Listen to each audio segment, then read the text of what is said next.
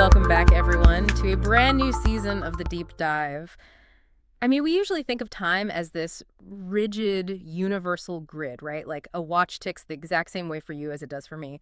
But what if your personal clock is actually running on a completely different time zone than the rest of the world? Yeah, we treat time like it's totally objective, but biologically, it is incredibly subjective. Right. So today, our mission is exploring The Power of When by Dr. Michael Breus.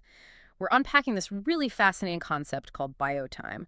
And, it turns out that living by the wrong clock is basically ruining our biology. It really is. I mean, Mm. for 50,000 years, human biology was perfectly synced with the sun. We have this internal master clock, the circadian pacemaker, located right in the hypothalamus, and it dictates exactly when we should sleep and eat and even think. Because it responds directly to light, right? Exactly. But then on December 31st, 1879, Thomas Edison invented the incandescent light bulb, and suddenly night became optional. Wait, if Edison invented the light bulb in 1879, shouldn't our bodies have started adapting by now? Like, why are we still stuck on a 50,000-year-old biological clock? Well, evolutionary change takes millennia, not just a few generations. Mhm. Our hardware basically hasn't updated. Society built this standard 9 to 5 schedule around artificial light. Right, the classic 9 to 5 grind. Yeah, but that modern world is exclusively tailored to only one type of biological clock. The people whose energy naturally follows the sun. They make up about 50% of the population, and Dr. Breus calls them bears. Okay, so if you are a bear, the 9 to 5 world is perfectly built for your biology. But if you fall into the other 50%, you are forced into a social schedule that actively fights your natural rhythm. It's like, I don't know, is it like trying to force Mac software to run on a Windows PC? Oh, that's a perfect analogy, yes. Right, like everything technically functions, but it's just constantly glitching and crashing. Exactly. And biologically, that mismatch causes chronic exhaustion, which sleep experts actually call social jet lag. Social jet lag. Wow, that makes a lot of sense. Yeah, your cortisol and your melatonin production are just entirely out of sync with your alarm clock. So if 50% of society is adapted to this sun-based schedule, what evolutionary purpose did it serve to have the other half of the human race on totally different biological clocks? Survival, basically. Think about it.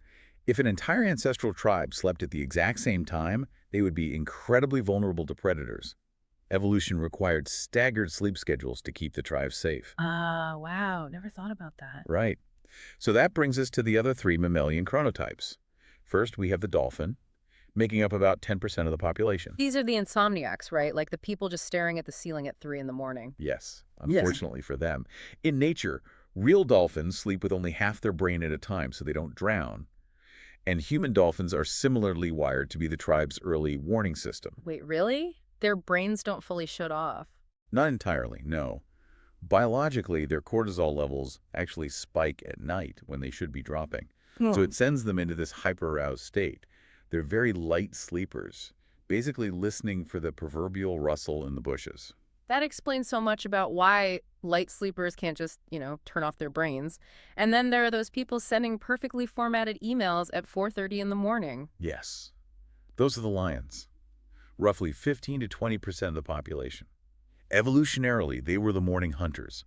Their melatonin drops incredibly early, so they are naturally ready to conquer the world at dawn. But let me guess, they crash pretty early too. Exactly, that is the biological trade-off. They completely crash by early evening. Okay, well, I am definitely not a lion. I mean, my brain is finally firing on all cylinders at around 9 p.m. So that's not just me procrastinating all day. That's actually my biological peak for abstract thinking. Precisely. You were describing the wolf, another 15 to 20% of the population. These were the night guards of the ancestral tribe. Ah, the night guards. I like the Yeah. sound of that. Yeah, you struggle to function before noon because your melatonin production stays high well into the morning. But you thrive and do your best complex thinking way after dark. So I am a wolf trying to run on a bear's schedule. Yeah. Wow. And, as you listen to this, the hyper-alert dolphin, the dawn-hunting lion, the sun-following bear, or the night guard wolf, think about which animal really matches your biological energy. Because diagnosing your chronotype isn't just some fun personality quiz. It's literally a physiological blueprint for your day. It really is. And here is a final provocative thought to mull over. We talked about Edison's light bulb earlier, but think about the glowing screen you are probably looking at right now. Oh, no, the phones. Yeah. When you stare at your phone at 11 p.m., the blue light essentially tricks your hypothalamus into thinking the sun is still up. You're artificially sourcing your brain to act like a bear. which suppresses the melatonin your body desperately needs to function. So you're fighting your own DNA, which is a biological battle you will always lose. Exactly. True productivity comes from aligning with your internal clock, not an alarm clock. That completely changes how you look at your daily habits. And before we go, I have to give you a quick warning.